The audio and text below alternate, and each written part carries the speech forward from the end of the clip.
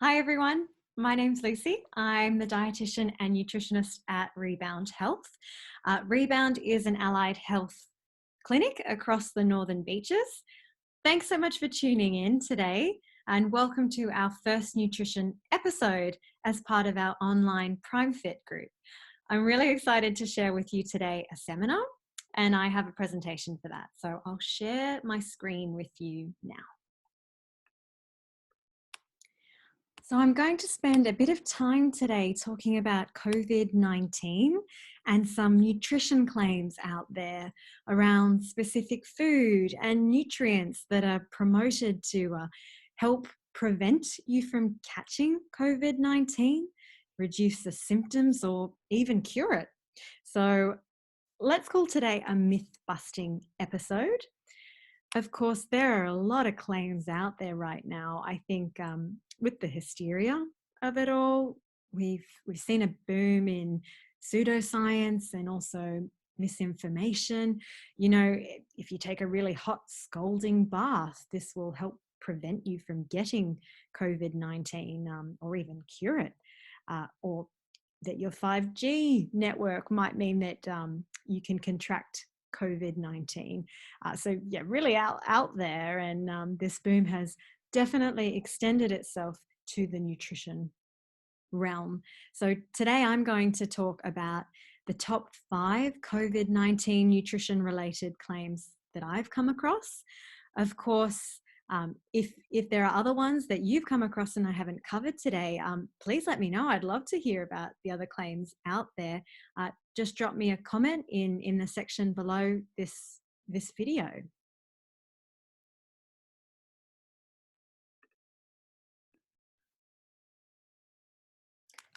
Alrighty, let's start by talking about the big one, vitamin C.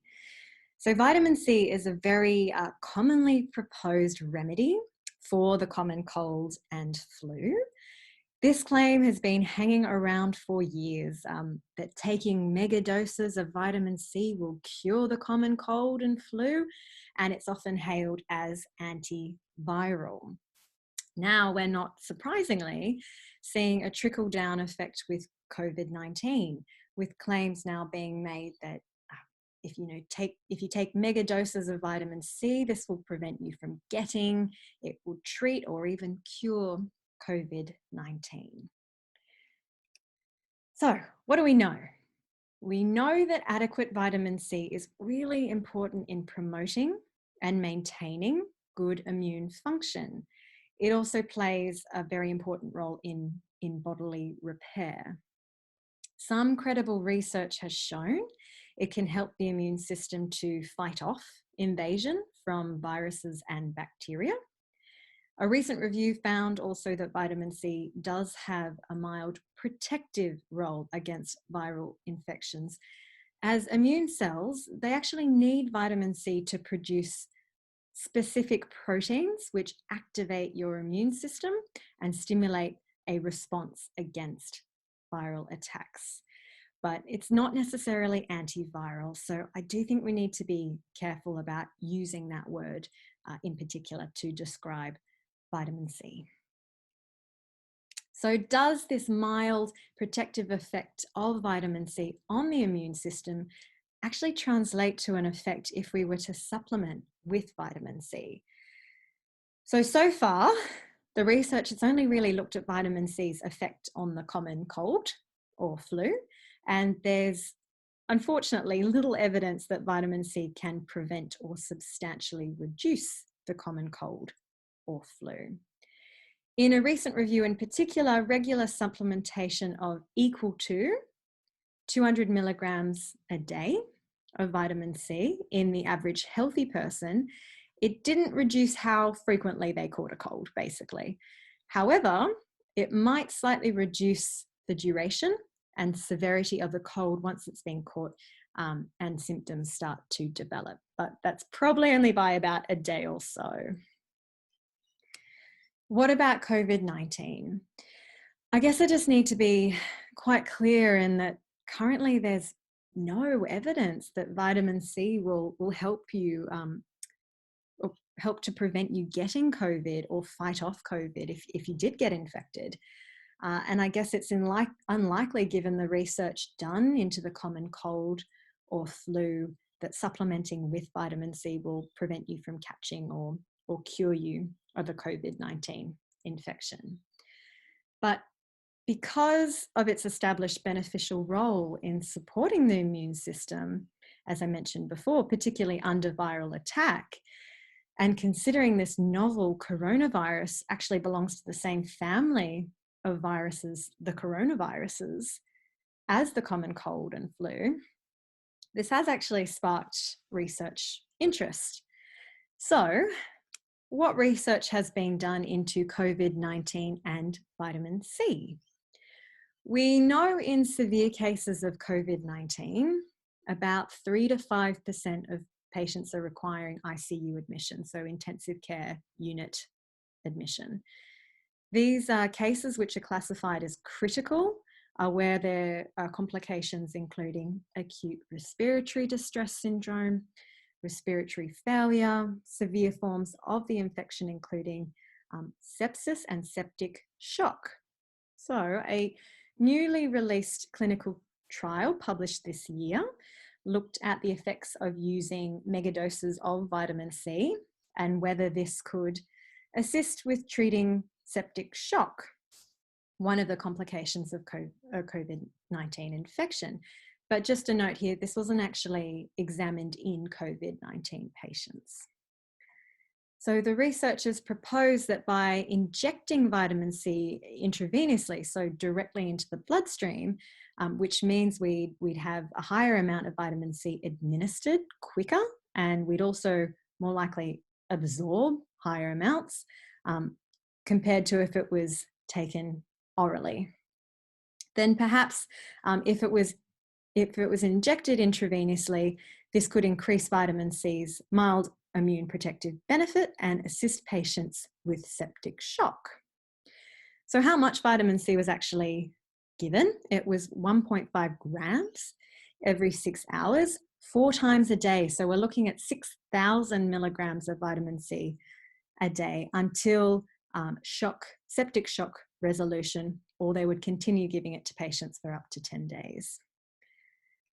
Its results, unfortunately, show a lack of effectiveness of IV vitamin C. Septic shock was not more quickly resolved when vitamin C was combined with standard treatment compared to standard treatment alone.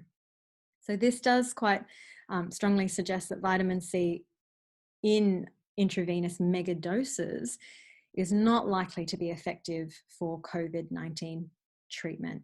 And if you'd like to read more about that, the study details are just here.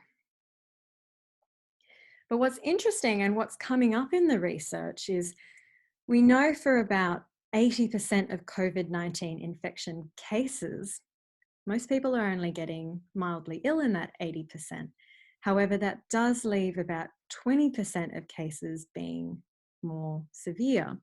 And one of the other known complications of COVID-19 is developing pneumonia and quite severe pneumonia. So what about vitamin C and pneumonia? A recent credible review of about 3 different trials found that actually pneumonia incidence was reduced by 80% or more with regular supplementation of vitamin C. So it was a range of 50 milligrams to 3,000 milligrams of vitamin C per day, medically advised. And they deduced that 200 milligrams a day of vitamin C could possibly reduce pneumonia severity with no risks of anything else to the person who had pneumonia at the time, like mortality. It actually meant that a lot of patients could go home earlier from hospital. So, given this link between vitamin C and pneumonia, there is currently a trial underway from the US National Library of Medicine. It's called Vitamin C Infusion for the Treatment of Severe 2019 Novel Coronavirus Infected Pneumonia. And what they're really trying to do here with this trial is get more conclusive evidence and answers about the effectiveness of vitamin C for COVID-19 treatment, and in particular the complications treatment. So it's aiming to, they're aiming to have it completed by September. So I'll definitely post an update when the verdict is out, and I'll let you know the outcome.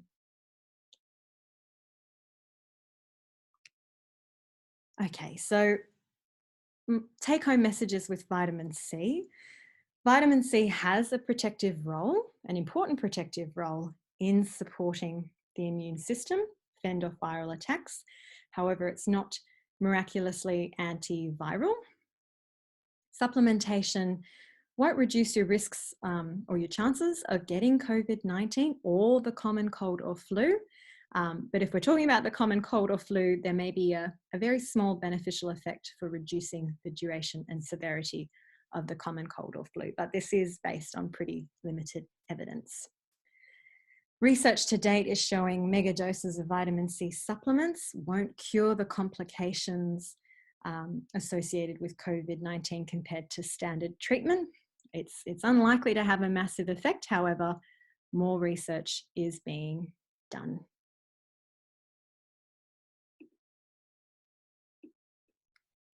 So what do I, as a dietitian, recommend when it comes to vitamin C?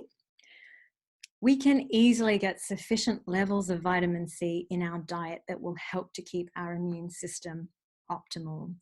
And that means eating a wide range of fruits and veg every day. Our body can get all the vitamin C it needs from food.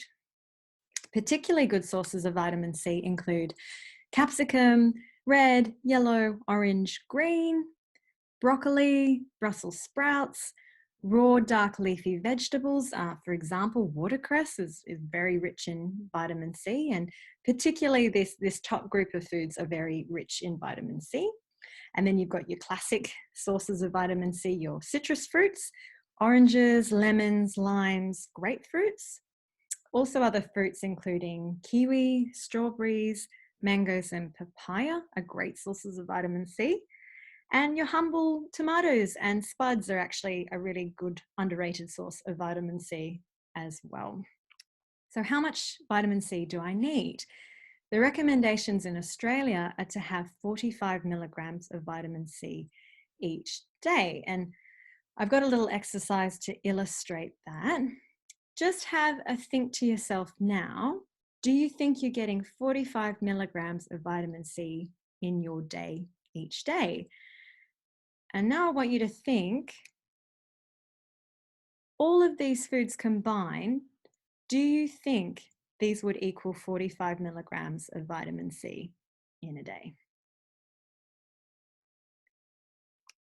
So actually, in total, if you ate all these foods in a day, you'd get 450 milligrams of vitamin C. So that's 10 times the recommended intake daily. So you can see it's actually very easy to get in 45 milligrams of vitamin C. That's actually less than a quarter of a capsicum each day. And it's very easy to get that 200 milligrams of vitamin C daily, as it's often being taken in supplement form in the research that I've been talking about. So I think this leads me into my next point quite well about supplementing vitamin C. Should I supplement? We do know that the protective effects of vitamin C appear to be more strongly associated with diets high in plant foods, so rich in fruits and vegetables is basically what that means, than supplementing with vitamin C alone. So what I'd recommend is have a chat with a dietitian if you're thinking of supplementing. As I just showed on that slide before, it's actually quite easy to get what you need, so you might not actually need to supplement. If you are going to supplement, there's no real risk of doing so, except perhaps expenses lost on supplements. Vitamin C is relatively non-toxic as it's water soluble, meaning that anything in excess to what the body needs, the body will pee out. So you might be paying for expensive urine. But what I'd recommend is try not to exceed 1,000 to 2,000 tops milligrams per day. If you do so, you might experience gastrointestinal upset like diarrhea, wind, nausea, pain, and cramps. Alrighty, so that wraps up vitamin C. Let's move on to our next claim or myth. Number 2 out of our 5 claims. Can eating garlic help prevent infection with the new coronavirus? I included Dracula there because I think garlic's always sort of been promoted to ward off certain things, and maybe the link with bats right now made me think of this as well. But anyway, this is straight from the World Health Organization, and they have stated that there is no evidence that the consumption of garlic will prevent COVID-19. They've mentioned here that garlic is a healthy food but may have some antimicrobial properties. However, there is no evidence from the current outbreak that eating garlic has protected people from the new coronavirus. So I'll just add there, garlic's antimicrobial properties, as mentioned there, they've actually only been established in vitro, so in a test tube, basically, and not actually in humans. And on a side note, if you're interested in reading up more about claims around COVID-19, nutrition or other, the World Health Organization has a great little website. It's called Coronavirus Disease COVID-19 Advice for the Public, Mythbusters, if you haven't heard about it already. And I've just included the link down the bottom here. I think where this link with garlic and COVID-19 came from was the association between garlic and the common cold. So I'm just going to share a quick snap of the evidence around that. I thought that might be helpful. So results are very mixed on garlic and the common cold and flu. There hasn't been enough research to suggest anything conclusive or even to disprove that garlic supplementation can, 1, prevent, or 2, treat the common cold or flu. The bioactive component of garlic is something called allicin, which is actually produced when it's been exposed to oxygen. A review found in one rather low quality study, garlic supplements at 180 milligrams of allicin a day for 3 months compared to no supplementation led to fewer occurrences of healthy adults developing the common cold. However, it didn't reduce cold duration. And there were complaints of, not surprisingly, bad odor and actually some minor skin rashes.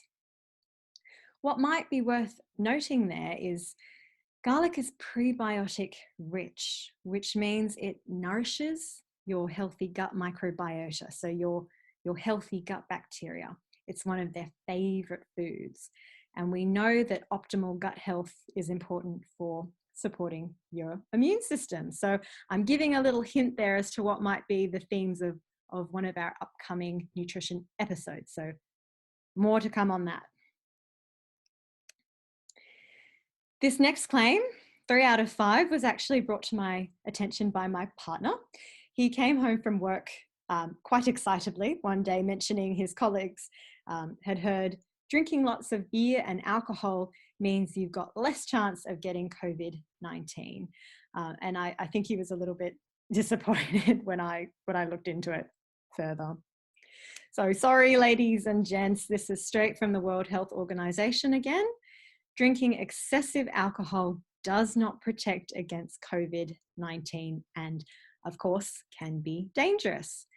And they've mentioned there that frequent and excessive alcohol consumption we know can increase the risk of other health problems. So I'll knock that one right on the head and move along. So this next claim, 4 out of 5, I think it was a really worthwhile one mentioning because I've heard a few people say to me now that they're worried about buying fresh produce for fear of contracting COVID-19 from that fresh produce. So this 4th claim is that fresh produce may be contaminated with COVID-19 and you should avoid buying fresh fruit or veg to stop the transmission of COVID-19. So I'm happy to announce there is no such evidence that COVID-19 is spread through eating or touching raw fruits or vegetables. If you're worried, as like I'd mentioned, I'd recommend at any time when preparing fresh fruits and vegetables, wash or give them a scrub, like if they're potatoes or if you're eating the skin, under cold running tap water before eating them.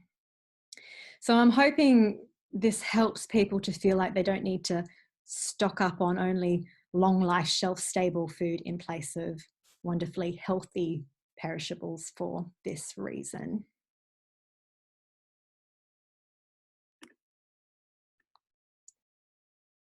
And now actually for the biggest myth of all, number 5 out of our 5 claims is you can boost your immune system through food.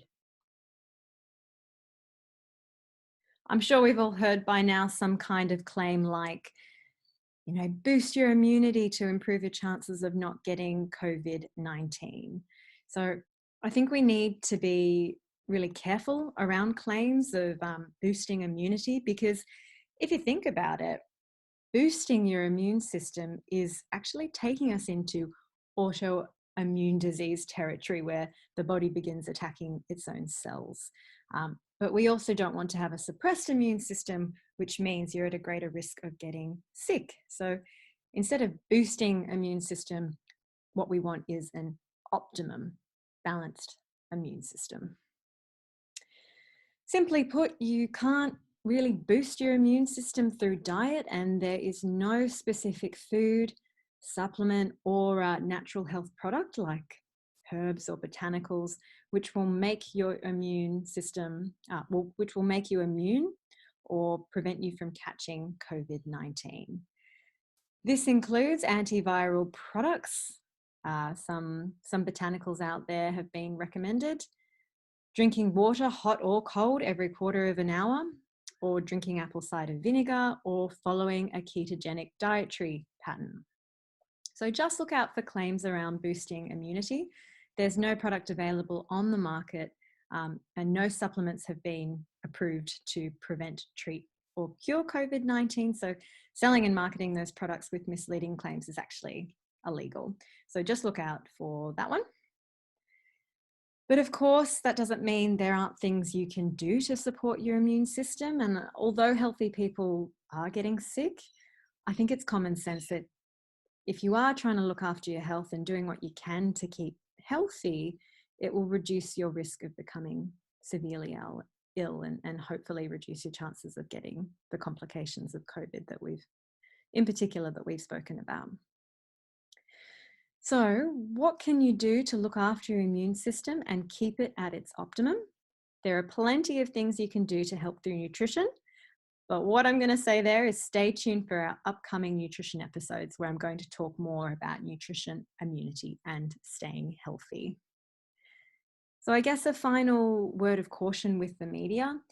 A lot of trials around supplementation, even specific foods, are being rushed to publication, as I guess this information is wanted very urgently. And as a result of this, what we're finding is these trials aren't necessarily going through the proper process of being reviewed and critiqued. So the research might not quite be right and might be quite biased at the moment. So if you're reading any claims and you're not sure, that's where I'd love you to yell out and say, hey, what about this one, Lucy? Can you give me some advice around that?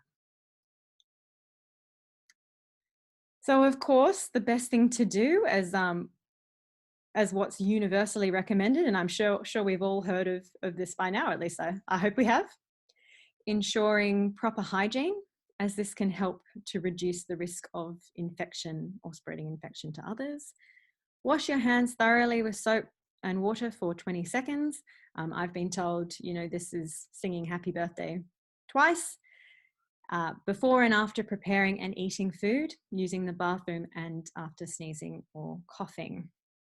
Try to disinfect hard surfaces daily, including high-touch areas like door handles, light switches, countertops, tables, keyboards, even toys, phones, TV remotes, and fridge doors, I think is a good one to mention there.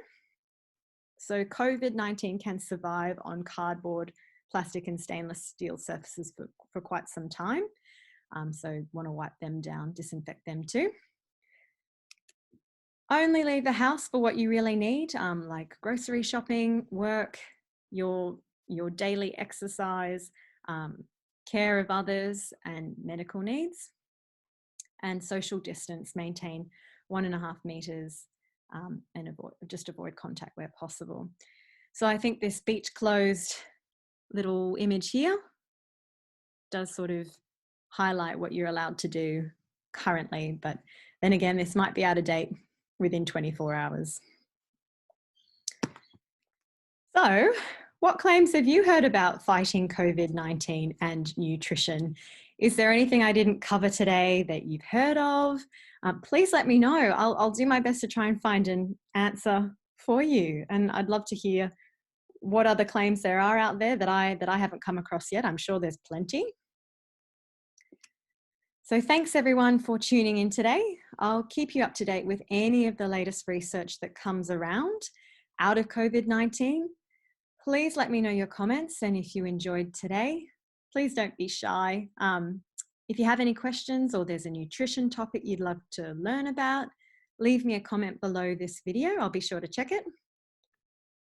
So I've just got my references that I've used here if you'd like some more information about where I've been getting my facts from. So these ones on vitamin C and the fresh produce myth, and then the references for myth busting around garlic, alcohol and immunity. So I'll leave it there for this week. Just a reminder, we've got Claire coming up with Pilates at 9 a.m. tomorrow. We've also got other live exercise streaming sessions at 11:30 a.m. and 4:30 p.m. There's also all the previous recording of sessions up until this point, which you could repeat throughout the week. Don't forget to share the PrimeFit online group with your friends and family. And of course, stay tuned for next week's nutrition episode on Wednesday at 9 a.m. Thanks everyone. See you then.